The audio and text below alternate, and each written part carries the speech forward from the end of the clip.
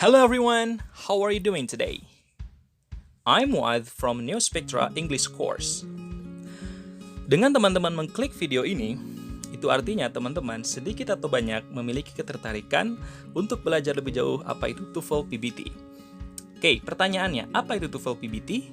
Dan kenapa banyak orang yang mencari-cari belajar lebih jauh tentang TOEFL PBT? Dan yang paling penting adalah, bagaimana sih caranya dapat 550 sebagai angka yang paling aman, baik itu untuk scholarship atau untuk pekerjaan di TOEFL? Oke, teman-teman, seperti yang kita tahu, di tahun 2021 ini, dibuka tes CPNS yang mana ternyata 13 instansi pemerintahan dari kurang lebih 24 itu mensyaratkan TOEFL sebagai dokumen yang harus disubmit. Ini angka yang lebih tinggi dibandingkan dengan tahun 2019 gelombang sebelumnya yang hanya 9 instansi pemerintahan. Di tahun yang sama, 2019 juga, di bulan Maret ada 11.000 lowongan dari 110 BUMN, yang mana sebagian besar juga mensyaratkan TOEFL. Belum lagi, teman-teman yang mahasiswa, itu biasanya akan bertemu dengan syarat sidang atau syarat kelulusan. Kalau untuk yang karyawan atau pegawai biasanya syarat kenaikan jabatan, atau mungkin beberapa yang ingin melanjutkan studi, baik itu dalam ataupun luar negeri, entah itu LPDP, Fulbright, Mombusho atau membuka Gakusho, itu biasanya TOEFL menjadi syarat.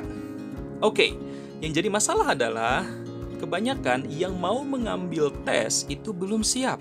Padahal kita tahu tes resmi dari ITS itu satu kali tesnya itu adalah $30. Mungkin kalau dirupiahkan sekitar 550.000 atau 600.000. Nah, sayang banget kan kalau kita sudah mengeluarkan uang tersebut tapi kita belum siap.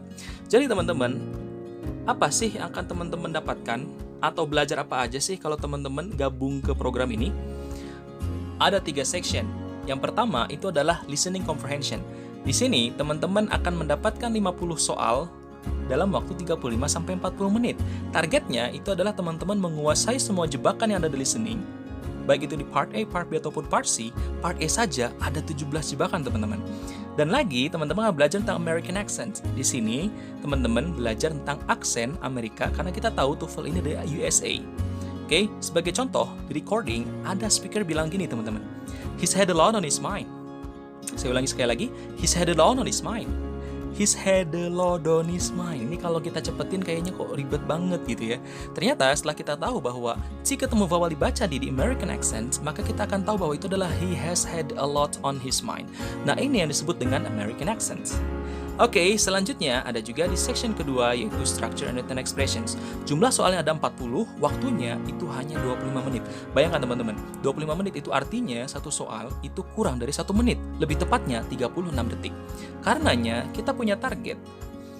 Gimana caranya ngejawab soal kurang dari 15 detik atau disebut dengan how to answer two word structure questions less than 15 seconds. Menjawab kurang dari 15 detik. Nah itu, kita akan belajar itu ya. Di reading, teman-teman akan bertemu dengan 50 soal dalam waktu 55 menit. Ini masih mending dibandingkan dengan structure ya. Dan targetnya adalah teman-teman bisa menjawab dengan cepat dan tepat. Nanti ada beberapa teknik yang akan kita pakai ya teman-teman untuk factual questions, main idea, main purpose, main topic, dan juga ada inference dan seterusnya.